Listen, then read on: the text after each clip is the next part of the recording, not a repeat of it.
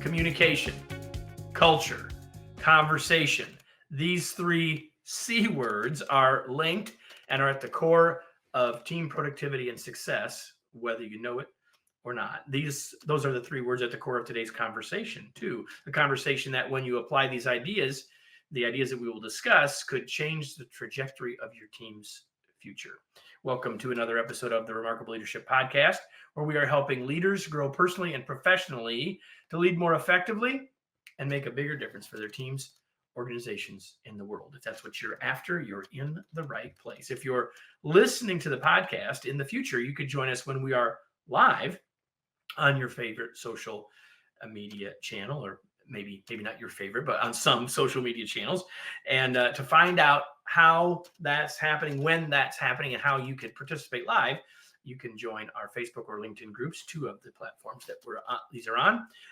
You can do that by going to remarkablepodcast.com/Facebook or remarkablepodcast.com/LinkedIn. Either one of those will get you all that information, whether you choose to watch on that channel or not. Today's episode is brought to you by my upcoming book, the second edition of The Long Distance Leader, Revised Rules for Remarkable Remote and Hybrid Leadership.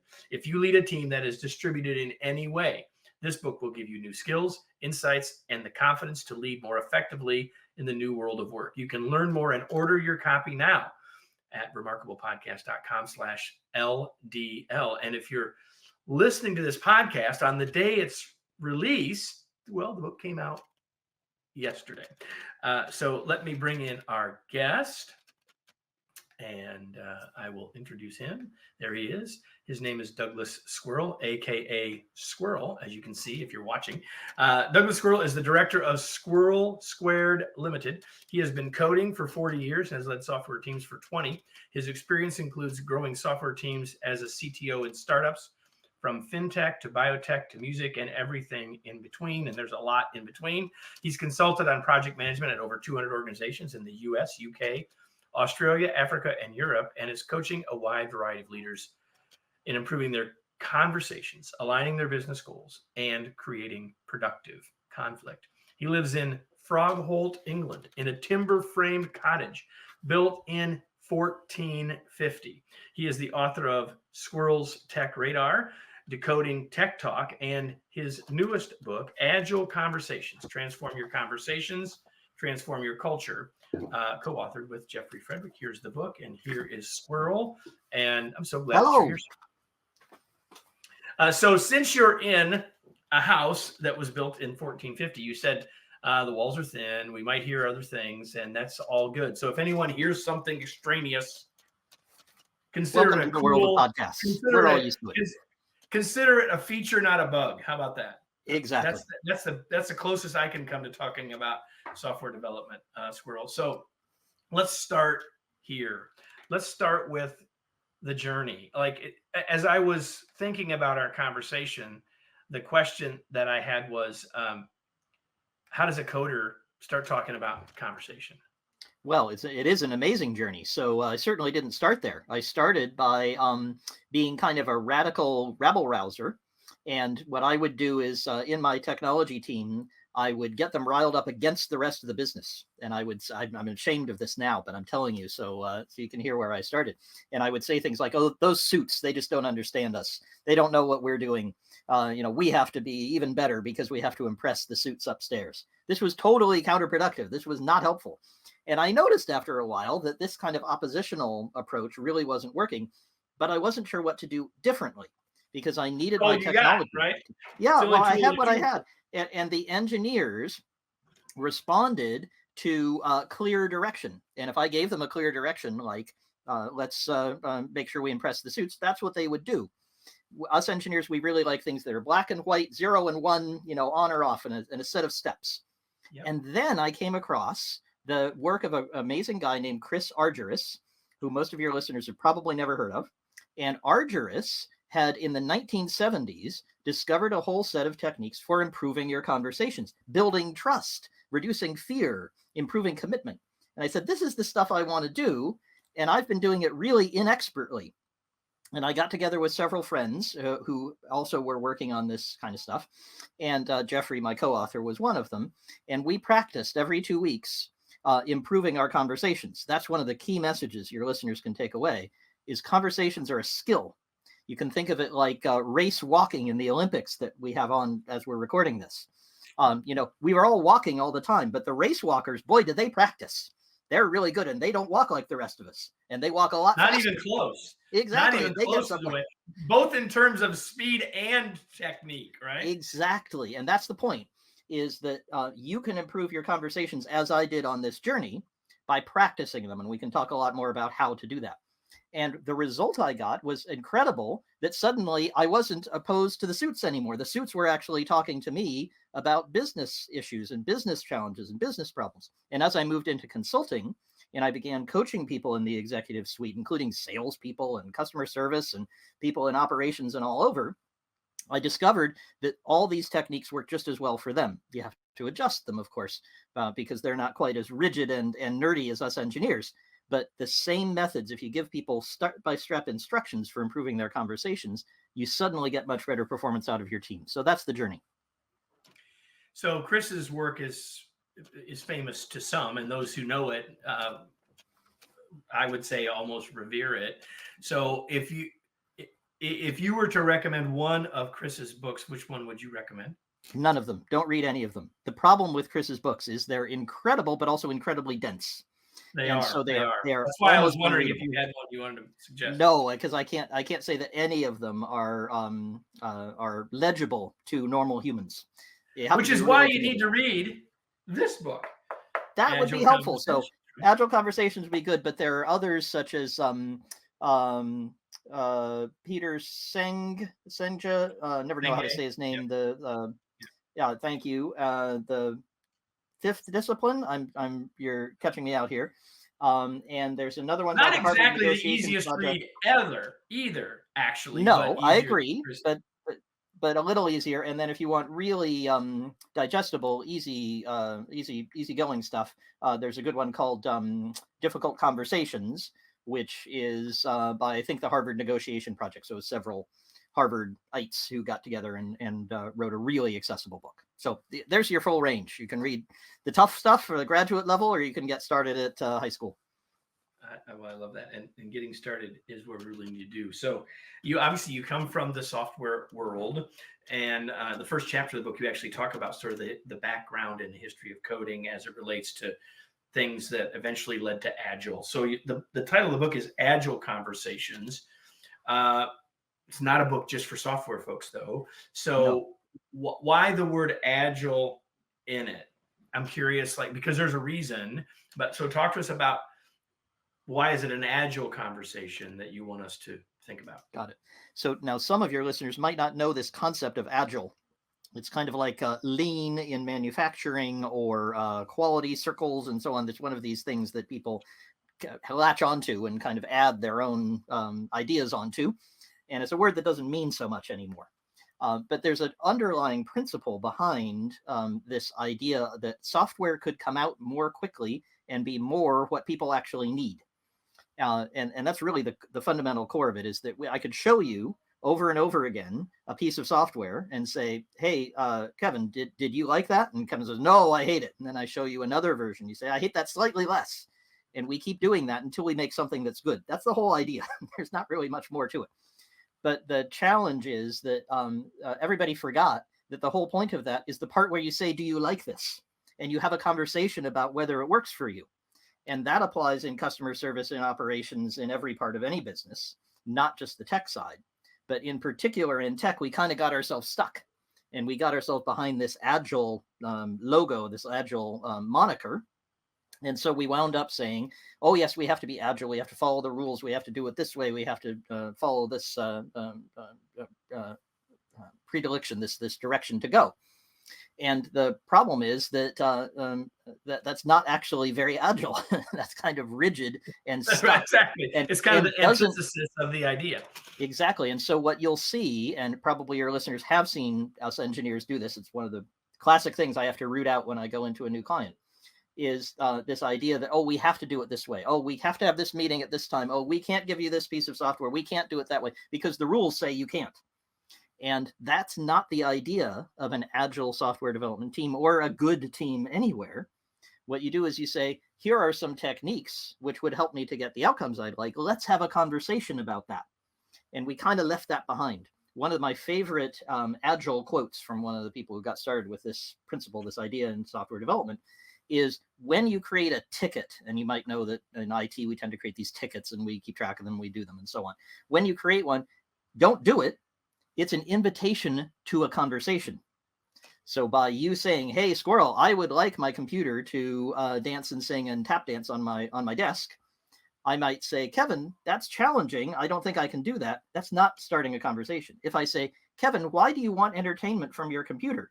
Then I might be able to introduce him to YouTube. And hey, he finds something that's entertaining.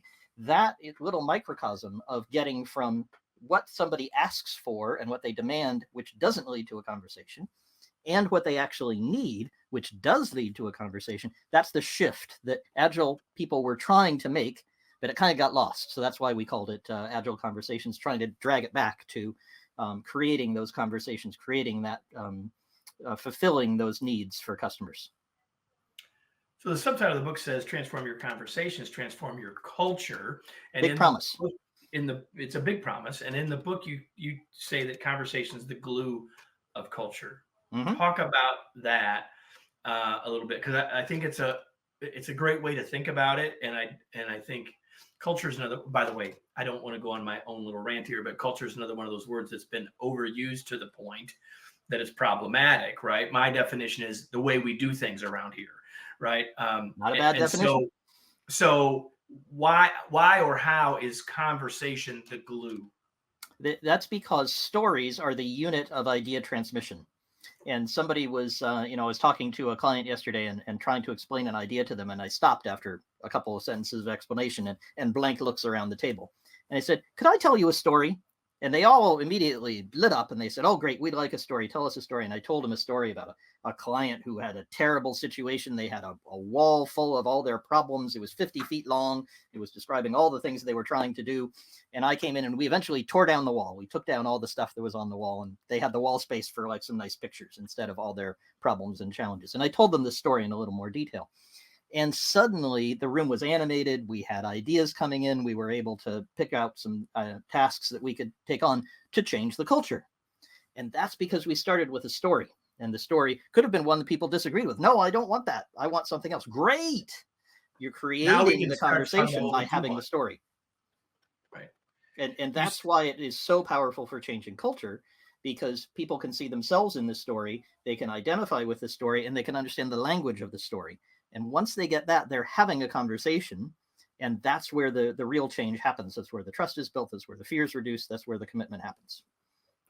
You said stories are the unit of idea transmission. I'm quoting someone, but I don't know who, so I'll try to look it up for your show notes. Sorry, I can't remember. Well, I had it, but I wanted you to say it again because I thought it was really, really profound, right? It really is. Yeah, it really is. So there's another line, and I told you in before we went live that there wasn't a test here, but there is something you said in the book that I thought was really useful. And you said there's a core challenge for us to improve our conversations. What's that core challenge? Well, I might say one thing today, and I said something else in the book. So give me an out if in case I disagree with myself. See, that's what I didn't want to do, and now I'm going to see if I can find it because I thought it was brilliant. Oh, great! Well, I'm glad I was brilliant, but I'll try to be brilliant again. Maybe I'll be brilliant in a different way. Kevin, while you're looking it up, here we go. Page 23. This chapter also describes the core challenge to improving our conversations, which is that our behavior doesn't match our beliefs. Oh, yes. We are unaware of the gap. Yeah, and this is Argyris, classic Argyris, that what you espouse and what you say you're trying to do. For instance, you're trying to be customer-centric. Go to any company and look at their mission statement. It doesn't say anything. We're customer-centric. We help the world be a better place. We fulfill our employees' dreams, something like that. And you look at what they actually do, and what they do is, beat their employees up until they are unable to think for themselves, and then give them a set of instructions and they follow those. And what they're actually doing is very, very different from what they espouse. And the problem is people don't know it. If it were just obvious to people and they said, yeah, what I'm doing is trying to exploit my workers as best I can, then at least we would know. And there are a few people I've worked with who actually do that. At least they're honest. I can deal with them. But it's much, much more difficult when you have a negative situation where people are not being treated well, where the environment, where you're not making the progress that you want, where the software is full of bugs, the product doesn't work, the customers are unhappy, and you don't know it. And you think everything's fine. And over and over and over again, I encounter teams in which people think everything's okay. And then you peel back the layers and you find so many challenges underneath. The trick of having really, really valuable conversations, the super value you get from it, is that you very rapidly discover all the things that you thought were true that aren't. And once you get those, your behavior changes because suddenly you're aware of all kinds of problems you didn't know about. And you can take actions. You're freer to take actions than you were before. And you have allies because other people say, finally, well, Kevin, he finally understands why we're having a terrible time over here in the South. Though you Northerners, you don't ever listen to us. So, here in the South, then, we're the second-class citizens here in this company. Kevin understands that. And suddenly you have a lever there. You have something you can push on to change the culture, to change that opposition, to change whatever it is that's not working in the company.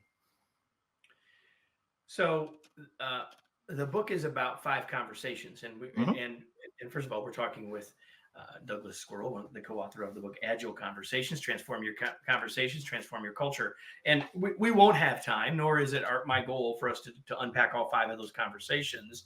We'll introduce them. We'll talk about them briefly before we're done. But there's a couple of things that you talk about that I think are really, really useful. And it goes back to what you said earlier, that you and your co-author and some others got together regularly to practice having these conversations. And in the book, you talk about what you call the 4 R's. And it's interesting because just this morning I wrote an article about the importance of reflection, which is one of the 4 R's. So can you talk about what those 4 R's are and how we can apply them in our conversations, but really in anything as well? Let's unpack that, if you would. I'd be happy to. So the key thing, and we'll go back to our race walkers. You could imagine if you, Kevin, if you were going to join the Olympic team and you were going to be in the 2028 race walking Olympics, you might need to practice. Probably my best shot. Just saying. Yeah, hey, it's worth trying. And if you needed to do that, you would need to practice and change how you walk. You would need to change your stride and your gait and your shoes and a bunch of other stuff. And in order to do that, you would need information about what you're currently doing. So that's the first R, is to record your conversations. Now, this doesn't have to be on a tape recorder or your phone or something like that. It doesn't have to be written down exact words of what you said. But you do need some record of a conversation that probably didn't go so well. You had a battle with your boss and you wanted budget and you weren't going to get it. Or you had an employee that you wanted to move in a certain direction or develop a skill and they said, no, I ain't going to do it, and dug in their heels. When you have a conversation like that, you write down what you actually wrote, what you actually said, and what the other person actually said, what a video camera would record. And that's just like taking a video camera and shooting at you doing the race walking, right? Because then we could see, oh, wait a minute, your feet need to be farther apart. You need to do this differently. And you can analyze that. I could go in more depth about exactly what you write down and how it works. But I'll give you just the kind of guts of it. What you do is you take what you've written down, and because it's on paper, it's a little farther away. You get a thing called self-distancing. It's not like social distancing. We all know that. But self-distancing, where it's that other squirrel. It's that guy who was having the conversation on the page, not this person. And when you can do that, you can say, it really wasn't so helpful for me to tell Kevin that he never listens to me. Probably saying you never listen to me is not going to help him to listen to me. So, okay, what could I do about that? Actually, it might be helpful, but I might want to revise it out of my conversation. So this is where I can adjust it to match what I want to do. And if I say, look, that kind of thing is not so helpful, but I want to share the information, how can I take what I'm thinking, which is I don't feel listened to, and share that with Kevin? And what I might then do is cross out. So this is the revision step. I take a red pen or something, I cross it out, and I say, okay, what I'm going to say instead is I'm going to share the information, but I'm going to say, I just don't feel like you're listening. I can't see that you're listening. When I look at you, I think you're just bored and you want to get out of here. And if I share that kind of information, instead of you never listen to me, which is a judgment and sort of puts you in a box, Kevin, then you can say other things. You can say, like, I'm actually so interested. I'm thinking of canceling my next meeting. And then suddenly you learn something new. So by replacing certain things in your conversation, you can change how the conversation goes. But we're not done because we've revised it. We've discovered something we want to change.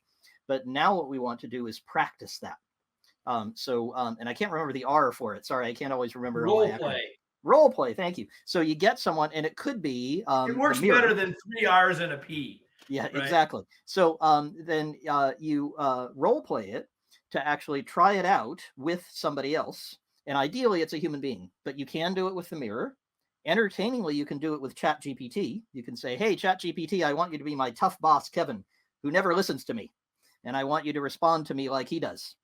And then you can practice over and over again because ChatGPT never gets bored. You can keep practicing new ways of speaking and new ways of sharing what you're thinking. And then, of course, you want to loop. You want to repeat. And as you repeat it, and then you have the conversation, it goes slightly less bad. And then it goes a little bit less badly. And then it's actually not so bad. And then, you really had a good, productive conversation. That's when you know you're on track. Yeah, I really like that. And of course, it's a core piece, and you hinted at this. It's a core piece of your process to do this, writing it down, what you said, what they said. And I want to comment on that because, so first of all, having done not so much anymore, but in my past, having done lots of training of trainers and lots of training of presenters, we know in those cases, in fact, everyone realizes in those cases that video is incredibly valuable. We could use it in lots more cases that we never think about. But the thing I want to comment on is the writing it part. It is the self-distancing, but there's something else going on there. I don't want you to add to this, comment on this if you want. The other thing that's going on here is we're taking thoughts which are fuzzy and making them clear. Yeah. And the fancy word for that. Transformation is a huge piece of this. It is. The fancy word for that, if you want a $10 word, is reification. You're taking a fuzzy concept and you're making it real. And that's what happens, of course, when you write down a to-do list. It comes from, I'd really like to, be a champion race walker. And you're like, okay, but 1, buy race walking shoes. 2, get coach, and you move through all your steps. And you do the same thing with your conversations when you say to yourself, I'm tired of banging my head against Kevin. We're arguing all the time and it's never productive. How could we move forward? Well, number 1, I'm going to have a bad conversation with him. Number 2, I'm going to revise it and figure out what I could do better. Number 3, I'm going to ask him more questions. When you get to that, you have a much clearer direction for yourself, and you're much more likely to make progress. And you really can. That's the magic. Is most people think you can't practice conversations. Like most people probably don't think of practicing walking. There you have it. So you just mentioned questions like 5 times. And I think any of us would say, well, a good conversation has questions in it.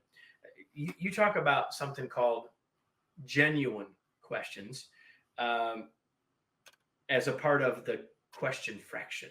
Oh, yeah. So let's talk about, first of all, what do you mean by genuine questions? And then the fraction.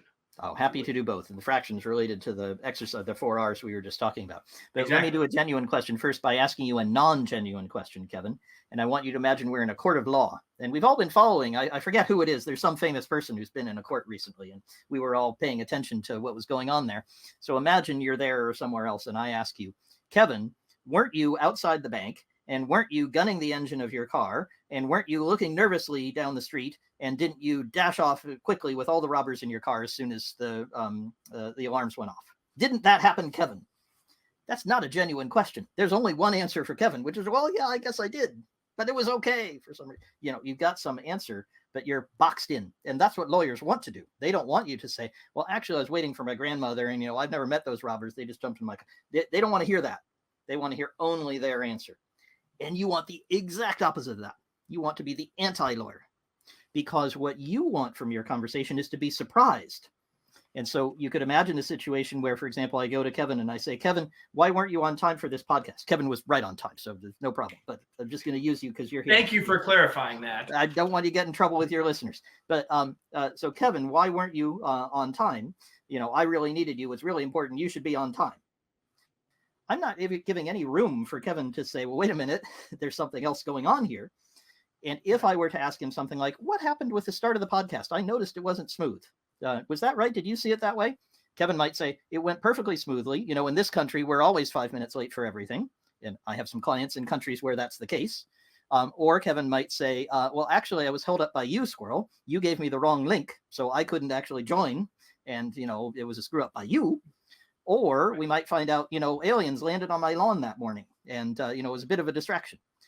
Any of those would be surprising and interesting and much more valuable than the answer, well, I was late because, I'm not very good at it or whatever. I'll try better next time, which is what you're likely to get from the closed question, from the non-genuine question.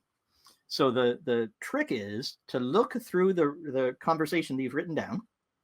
And first, you said that people would say, this is back to espoused behavior. People would say, I bet all your listeners would say, yeah, I ask questions. I'm always curious. I'm a really curious person. I'm sure that they are, except when it matters. And when it really matters, and you got one of those tough conversations, you say, well, I don't have time for those questions. What I got to do is get Kevin on board. I got to change the culture here. Kevin's doing the wrong thing. I'm going to tell him. And that's where you get in trouble. Whereas if you write down the difficult conversation and you circle the question marks, you will first of all find probably you might not circle any. And that's telling you that you're not asking enough questions, even though you think you are. Or you might circle questions and you say, you know what? This isn't really very genuine. My question is, Kevin, why are you such an idiot? And why don't you get your stuff together and start performing better?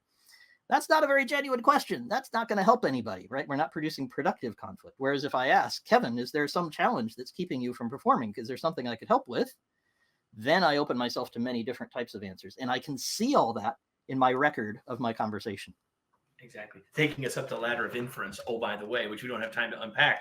I said we'd get to it briefly. There are 5 conversations, and I'm just going to say this. In each of these 5 conversations, Squirrel and Jeffrey walk us through the process he's just described, including the way to think through these conversations.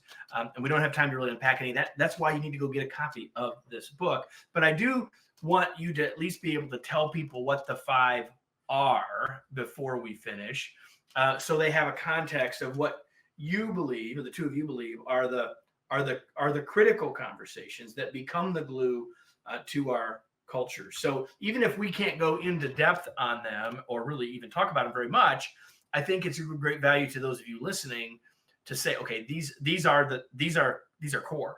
And you've said several of them several times, but you've not said all of them yet, I don't think. I can put them together. It's not a problem. But let me point out that they're in an order, and they're in an order for a particular reason. And that is, if you were not to build the foundation first, then you're not going to get very far up the mountain. You're not going to get a very tall building.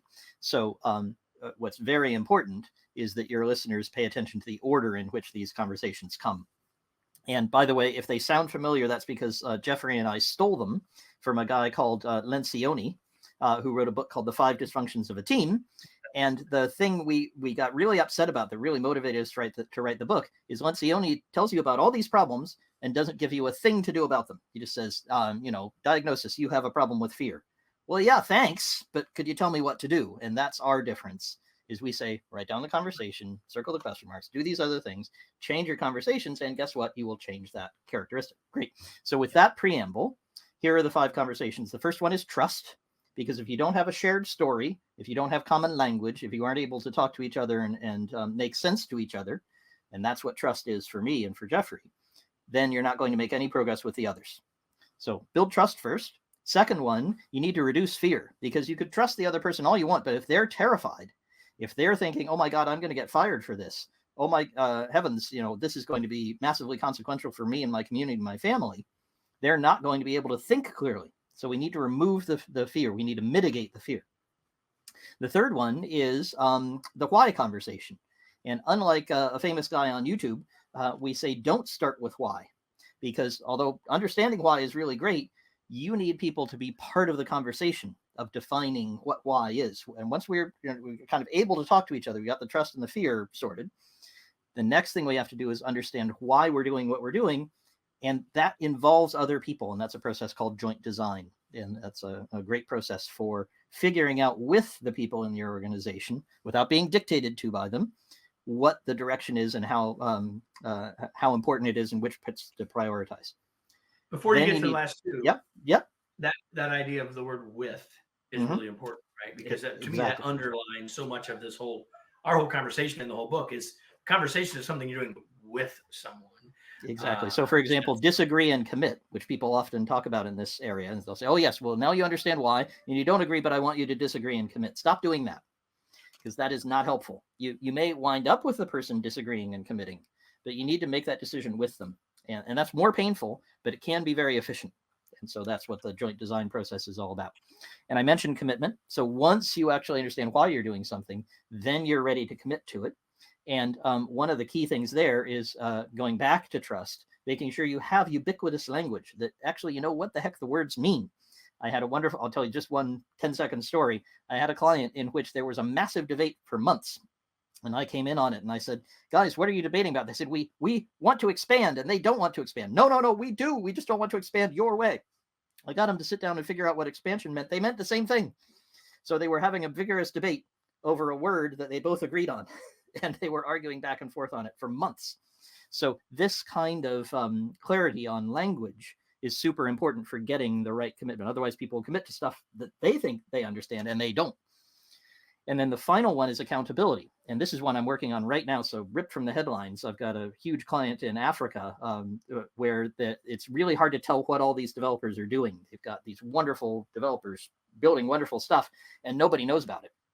So the accountability there is from the person, from the engineer to the rest of the organization. And I'm putting in place a simple framework for them to do that. But the key thing is to be accountable. It means to give an account, to say, this is what's happening. This is how I see it. And then you can have a productive dialogue with the other person. The part where you hold somebody accountable, you say, "Kevin, it's all your fault. You're doing a terrible job." That does not produce productive conflict. That does not produce high accountability. So you need. That's what I call when accountability becomes the longest four-letter word in English. Oh yes, and it can. In some organizations, it's really a no-go area. You can't talk about accountability, and I have to use a different word. Yeah, exactly. So hopefully, everyone, you've got a tremendous sense that this is a book worth you reading and perhaps even listening to this episode again. But before we give you a chance to learn more about where you can get that information and all those sorts of things, I have two other questions, Squirrel, that I like to ask people. And one is this: what do you do for fun? Excellent. So the main thing I do is I play games with my wife, and that might seem kind of boring and normal and so on until you realize that my wife is blind. And so actually finding things that we can do together and ways that we can collaborate is one of the fun challenges. And, if I could cure her tomorrow, of course I would. But given that we have that restriction, finding ways, for example, for her to play Minecraft is quite an exciting and fun sort of thing, a challenge to figure out. All right. And the other one, the only thing you knew I was going to ask is, what are you reading? You said you had it right in front of you. I do. What are you reading? It's a nice obscure book called Ridley Walker. And the reason I'm reading this book is because it's about my village. And my village, it features my village, and my village appears in it. There's a map that has my village on it. And my village has not appeared in anything for its entire 700-year history. My village has 8 houses. Our main neighbors are 2,000 sheep who live over there, and the Channel Tunnel that's about 500 meters that way. So the fact that this science fiction book about the future has references to my village just makes me entertained. So I've been enjoying finding them kind of encoded in the book. Shocking, Squirrel, that after 448 episodes, you're the first person to say that's the book that you were reading. All right. So there you go. We've got several other books, though, everybody, that we've mentioned throughout this episode. We'll have those all in the show notes for you. Not only that, we want to have in the show notes, obviously, your book, Squirrel, Agile Conversations. How can people find you, connect with you, get the book? Like, where do you want to point people? Well, the best place to go is douglassquirrel.com. And so therefore you just have to remember how to spell Douglas and how to spell squirrel, and it's here on the screen. So that's great. But then I also have a community, and in this community, I have conversations. Guess what? And there are thousands of people these days, who's been growing for years, thousands of tech and non-tech executives in what I call the Squirrel Squadron. And our job there is to figure out how to use tech insanely profitably. And that means that we need salespeople talking to operations people, talking to engineers about how to sell something that people actually want. And that's the kind of debate and discussion we have on the squadron all the time. squirrelsquadron.com. Oh, yes. Sorry. Yes, exactly right. You had it there on the screen, but I forgot. That's okay. So before we wrap up, everyone, I'm going to ask you a question. I can't have a true conversation with you because we're not in the same place and you're not hearing these words at the same time I'm saying them, obviously. But it's the question I ask you all every week. And it's, now what? So for the last 35 minutes or so, you've listened to Squirrel and I have a conversation about conversations. And there's been all sorts of things that we've talked about in terms of how to use stories. We've talked about the 4 R's. We've talked about the idea of writing down and sort of distancing ourselves from what we actually said. We've talked about practicing or role-playing conversations. We've talked about conversation being a skill. Now, those are just a few of the things that I wrote down, but even those things aren't what I'm talking about. What I'm talking about are what are you going to do with what you got? So because it's the action that you take as a result that will make all the difference in your conversations, in your culture, in your communication, and in your life. So that's the question that I leave you with is now what? And along with that question, I leave you with the challenge to come back again next week. Squirrel, thank you so much for being here. It was a pleasure to have you. Absolutely. Fun conversation. Thanks, Kevin. And everybody, if you enjoyed this, make sure you come back. Make sure that you are subscribed wherever you listen to your podcast. Make sure you tell somebody else as well, because we'll be back next week with another episode of the Remarkable Leadership Podcast. Thanks, everybody.